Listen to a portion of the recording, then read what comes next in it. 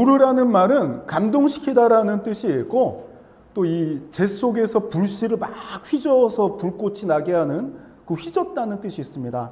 그래서 오늘 본문에 나오는 하나님의 감동이란 부분이 바로 휘저으시는 하나님의 그런 역사하심을 나타내는 단어입니다. 제가 이 40살이 되기 전에 꼭 하고 싶었던 일이 있었어요. 동해안에서 발을 찍고 자전거를 타고 서해안에 와서 발을 찍는 일이었습니다. 그때 영상이 있더라고요. 2011년 영상인데 그때 영상을 좀 같이 보도록 하겠습니다.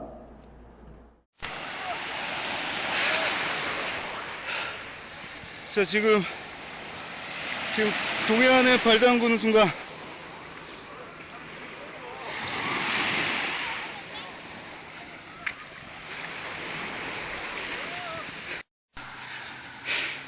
대관령 고갯길, 와, 이제 시작 지점인데 벌써부터 장난 아니다. 그래도 끝까지 도전한다. 도전! 드디어 여기가 대관령 정상 같다.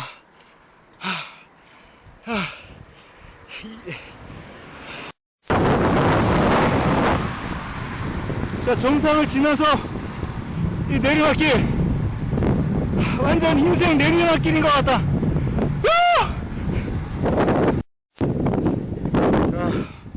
강원도 길은 2시간 대관령 오르고 3분 내리막길, 또 다시 오르막길, 1분 내리막길, 또 오르막길. 와, 대단하다. 자, 제대로 다운힐. 야, 지금 계속 다운힐. 현지 직진도로. 야, 석양 멋있다. 모든 도로가 이랬으면 좋겠다.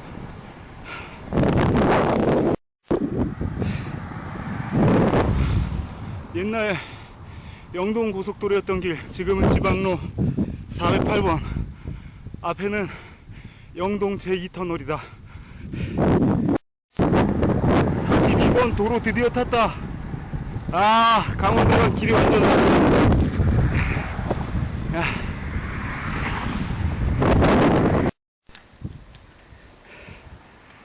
자, 드디어 원주 지나고 여주 진입 중. 여기서부터 이제 경기도다. 자, 조금 전에 강원도 편만, 지금은 경기도 여주. 드디어 이제 반 왔나 보다.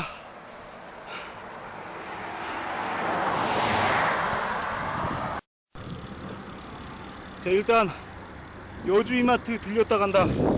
먹을 것도 좀 사고. 자, 드디어 이천 진입했다. 자, 드디어 지금 잘 안 보인다. 석양이 져서.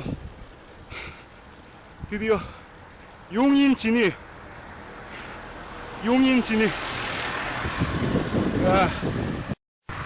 잘 보일지 모르겠는데 지금 여기가 수원시다. 야간 라이브 때 원래 촬영 안 하지만 수원통 진입.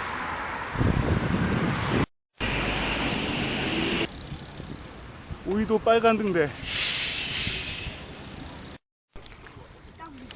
자, 오이도 서해 마지막 도착. 자, 오이도 도착. 나 물에 반동을.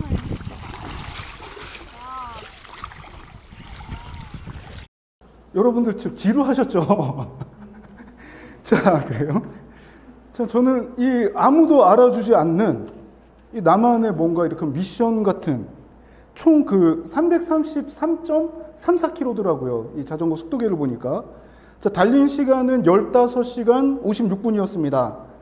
이 달리는 중에 그 장경인대 증후군이 나타났어요. 이게 어떤 증상이냐면 계속 움직이다 보면은 무릎에 있는 이 인대가 무릎 관절하고 마찰을 해가지고 여기가 이상이 생깁니다.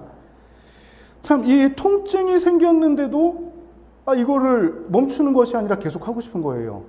다리가 너무나도 아픈데. 몸은 지치고 무릎은 아프지만 너무 행복했습니다. 내가 이것을 할 수 있다는 것 자체가 너무나도 기쁜 거예요. 내가 뭔가를 목표로 세우고 이룬다는 이 기쁨이 통증을 이기게 하고 이 지친 몸에 에너지를 줍니다. 이 서해안에 발을 담그는 순간 저 사람 왜 자전거 들고 와서 저럴까? 사람들은 다 이상하게 쳐다보더라고요. 그러나 나만의 그 목표가 있지 않습니까? 내 발은 동해안에서 적시고 와서 자전거를 이끌고 여기 와서 서해안에서 발을 담근다. 이 나만 알고 있는 이 기쁨이 막 속에 교차하면서 막 그 땀에 젖은 눈물을 막 흘리는 감격적인 그 기쁨이 지금까지도 잊혀지지 않습니다. 신앙생활 할 때도 지칠 때가 있어요. 아플 때도 있습니다. 그러나 내가 예수 믿은 그 감격 있지 않습니까? 내가 죄인에서 생명을 얻었다. 이 기쁨이 나에게 에너지를 주고 내 지친 삶을 일으켜 세운다는 것입니다. 사람들은 몰라줘요. 그러나 내가 예수 믿는다는 것이 얼마나 행복한 일입니까? 아무도 알아주지 않더라도 나를 아시는 주님께서 내 삶을 인도하시고 내 아픔을 치유하실 때 얼마나 감사합니까? 또한 여기에 더해서 하나님께서 빚으신 모양대로 사명을 주시고 묵묵하게 이 사명을 이어갈 때 그 환희의 기쁨이 얼마나 크겠습니까? 끝까지 믿음 지킴으로 하나님께서 주신 사명을 잘 감당하는 우리 삼동교회가 되었으면 좋겠습니다. 에스라서는 이스라엘 백성들이 바벨론에 끌려가서 이 70년 동안 포로 생활을 마친 후에 예루살렘으로 돌아오는 그 감격스러운 첫 장면을 기록하고 있어요. 당시 성전은 70년 동안 무너진 채 방치되어 있었으며 그곳에서는 하나님을 향한 온전한 예배가 드려지지 않고 있었습니다. 성전은 무너졌고 예배는 멈췄으며 자, 이곳에는 더 이상 은혜는 없을 것 같아요. 저 성전은 이미 망한 성전입니다. 자, 그런데 바로 이때 하나님께서 역사해 주십니다. BC 539년에 유다를 멸망시켰던 바벨론 제국은 무너지고 페르시아의 고레스가 새로운 통치자가 돼요. 놀랍게도 하나님은 그 고레스의 마음을 감동시키시는데 우리 에스라서 1장 1절의 말씀을 같이 한번 읽어봅시다. 같이 읽겠습니다.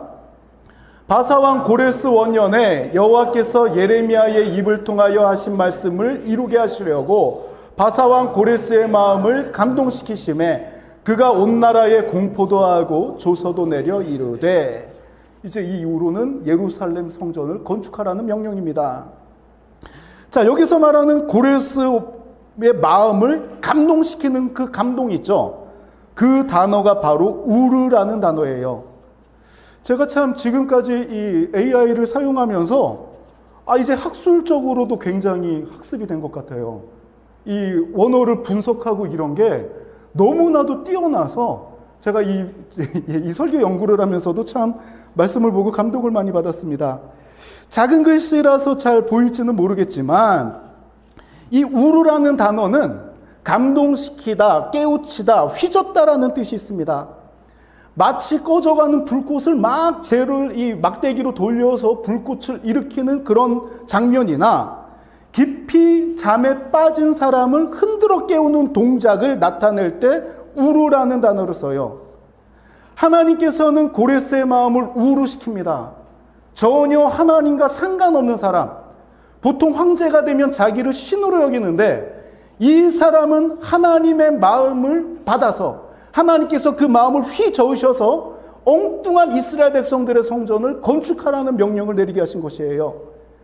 이 하나님의 휘저으심, 우르라는 단어가 오늘 본문 1장 5절에도 등장합니다. 우리 1장 5절도 다시 한번 읽어봅시다. 이에 유다와 베냐민 족장들과 제사장들과 레위 사람들과 그 마음이 하나님께 감동을 받고 올라가서 예루살렘의 여호와의 성전을 건축하고자 하는 자가 다 일어나니. 아멘. 넘어졌던 사람들, 포기했던 사람들이 지금 일어났어요. 아무도 남은 게 없는 사람들, 모든 것을 빼앗긴 사람들이었습니다. 나라까지 빼앗기고 70년 동안 이방 땅에 와서 노예처럼 산 사람들이에요. 그들의 마음에 남은 성전은 이미 무너진 성전인데 우리는 이미 실패했어, 패배했어라고 낭만하던 이스라엘 백성들의 마음을 하나님께서는 우루 휘저으셨다는 겁니다. 이제는 소망이 없는 사람들이었어요. 이제는 별 볼 일 없는 사람들의 마음, 꺼진 불꽃을 하나님께서 다시금 일으키신 것입니다. 주저앉아 있던 이스라엘 백성들의 마음에 하나님의 우루가 임하자 즉각 일어서기 시작합니다. 단순히 감동만 받고 끝난 것이 아니라 하나님의 뜻에 몸을 움직여 순종하는 실천적인 결단이 이어진 거예요. 이스라엘 사람들이, 이 무너졌던 사람들, 포기했던 사람들이 우루를 받아서 일어서자 주변 사람들까지도 움직이기 시작합니다. 우리 1장 6절도 같이 한번 읽어봅시다. 그 사면 사람들이 은그릇과 금과 물품들과 짐승과 보물로 덮고 그 외에도 예물을 기쁘게 드렸더라. 아멘. 자, 이스라엘 주변에 살던 이웃들이 물심양면으로 이스라엘을 돕기 시작합니다. 자, 이 부분을 히브리어 성경으로 보면 사방 이웃들이 이스라엘 백성들의 손을 힘있게 잡아주며 격려하는 것으로 표현하고 있어요. 이 사람들이 감동을 받아서 뭔가를 하려고 하는데 아무것도 없습니다. 70년 동안 지금 나그네처럼 산 사람들이에요. 힘이 없는데 성전을 짓겠다고 뭔가를 하려고 하니까 이웃들이 이 연약한 손을 붙잡아 지금 일으켜주는 그런 모양새로 표현하고 있습니다. 그들은 단순한 생필품을 넘어서 은과 금과 보물들까지도 내어줘요. 저는 이 구절을 보면서 이스라엘 백성들이 비록 포로 생활, 처참한 삶을 살았지만 이 절망적인 상황 속에서도 하나님 사랑과 이웃 사랑을 실천하는 삶을 살았기에 주변 사람들까지도 이렇게 도와주는 것이 아니었는가, 이렇게 생각이 됩니다. 우리의 삶에 희망이 없을지라도 하나님의 구원을 바라보는 사람이 진정한 승리를 얻게 된다는 거예요. 자, 우리 마지막 구절인 1장 7절도 같이 한번 읽어봅시다. 같이 읽겠습니다. 고레스 왕이 또 여호와의 성전 그릇을 꺼내니 옛적에 느부갓네살이 예루살렘에서 옮겨다가 자기 신들의 신당에 두었던 것이라. 아멘. 자, 이방 왕 고레스가 가서 성전을 건축하라고 명령하고 그친 것이 아니라 성전 그릇을 꺼냈다는 거예요. 이것을 이스라엘 백성들에게 내어줍니다. 자, 이것은 단순히 전리품을 반환하는 그런 행동이 아니에요. 자, 이 그릇들은 어떤 그릇들입니까? 예루살렘 성전에서 예배하는 데 사용되었던 거룩한 기명들입니다. 과거 이스라엘 백성들이 하나님 앞에 예배드렸던 도구였지만 이 도구가 어떻게 변질되는가? 이스라엘 백성들이 타락하여서 이제는 성전 안에서도 우상을 섬기며 범죄하였을 때 하나님은 이방왕 느부갓네살을 통해 이 거룩한 기명들을 성전에서 꺼내서 이방 땅으로 옮기셨습니다. 자, 그런데 이렇게 해서 그 성전의 예배는 멈춰졌지만 하나님은 이스라엘을 포기하지 않으세요. 70년 뒤 하나님은 이방왕 고레스의 마음을 우러하셔서, 즉 휘저으셔서 빼앗겼던 영광, 멈췄던 예배의 도구들을 다시 원래 자리로 꺼내서 옮겨 놓으시는 것입니다. 파괴와 심판의 상징이었던 성전 기물들이 이제는 성전 영광과 예배의 회복을 선포하는 그 징표로 제자리를 찾게 된 것이에요. 표면적으로 볼 때는 그냥 내어주는 것 같지만 이 그릇이 어떤 그릇인가를 보면 하나님의 그 휘저으심이 얼마나 대단한가. 70년 동안 무너졌던 예배를 다시 회복시키시는 하나님의 역사하심이 얼마나 세심한가를 알 수가 있습니다. 이스라엘 백성들은 70년 동안 신앙생활 자체를 멈춘 것이 아닙니다. 이 복음서를 보면 이스라엘 신앙을 주도했던 두 파가 등장해요. 오늘날 우리나라를 이렇게 좀 정치하는 두 부류를 생각하면 뭐 국민의힘과 민주당 이렇게 큰 주류를 이렇게 나누지 않습니까? 여러 정당들이 있지만 그것처럼 이스라엘 공동체를 주도했던 두 파가 바로 바리새파와 사두개파입니다. 사두개파는 제사장 사독계열을 의미해요. 즉 쉽게 말하면 제사장파입니다. 성전 중심의 예배를 드렸던 사람들. 자, 그런데 바리새파는 도대체 무엇인가? 이 구약부터 나오진 않거든요. 바리새파가 도대체 어떤 사람들인가? 이스라엘 백성들이 성전이 무너지고 지금 이방 땅에 끌려가가지고 제사를 드릴 수 없게 되자 각 마을에 회당을 세우기 시작합니다. 이 회당을 세우고 성전이 아니니까 제사를 드릴 수가 없어요. 하나님을 섬겨야 되는 열심이 생기다 보니까 이것을 제사는 드리지 못하고 어떻게 하는가? 말씀과 기도 중심으로 모이기 시작합니다. 바로 이게 회당이에요. 이때 율법을 가르쳤던 사람들이 바로 바리새인, 바리새파로 연결되는 것입니다. 성전이 무너졌다고 해서 이들이 신앙마저 포기한 것이 아니라 이미 우리는 멸망했지만 성전은 무너졌지만 그래도 내가 하나님 사랑합니다라고 그 변방에서 회당을 세우고 하나님을 섬겼던 그 열심이 성전 재건까지 이어진 것입니다. 우리의 삶이 때로는 포로 생활을 하는 이스라엘 백성들처럼 캄캄하게 느껴질지라도 낭망하지 마십시오. 하나님을 향한 그 사랑을 멈추지 말라는 것입니다. 예배 가운데 은혜가 느껴지지 않는다고 예배를 멈추면 안 돼요. 포기하면 안 됩니다. 기도가 당장 나오지 않는다고 기도의 자리를 떠나서는 안 된다는 거예요. 무너져도 다시 세우고 넘어져도 다시 일어서는 사람, 주님 손 붙들기 위해 끝까지 발버둥치는 사람에게 하나님은 반드시 찾아오신다는 것입니다. 그 그릇까지도 제자리로 돌려놓으시는 하나님께서 그 영광의 자리 다시금 회복시켜 주실 것입니다. 우리의 영혼을 강하게 휘저으시는 하나님의 우르가 임하는 그날, 성전 기물들이 제자리를 찾고 성전이 다시 세워지듯 여러분들의 무너진 모든 삶이 완벽하게 회복되어지기를 소망합니다. 하나님 앞에서는 결코 헛된 수고가 없어요. 아까 잠깐 자전거 얘기를 했지만 헛되지 않았습니다. 저는 무언가를 할 수 있다는 그 확신이 든 하나의 이벤트였던 것처럼 하나님 앞에서 내가 작정하여 기도해 보겠다. 내가 시간을 작정하든지 대상, 자녀들을 놓고 목숨 걸고 기도하겠다. 내 삶의 회복을 위해 한번 기도해 보겠다. 내가 공부하기 전에 이 공부의 결과를 놓고 목숨 걸고 기도해 보겠다. 그 결단으로 도전할 때 하나님께서 우르를 통해서 여러분들의 삶을 회복시키실 줄 믿습니다. 하나님께서 우리의 영혼을 휘저으실 때 다 함께 풍성한 은혜를 누리는 삼동교회가 되기를 소망합니다. 자, 우리 함께 기도하고 소통과 광고하는 시간 갖도록 하겠습니다. 기도하겠습니다.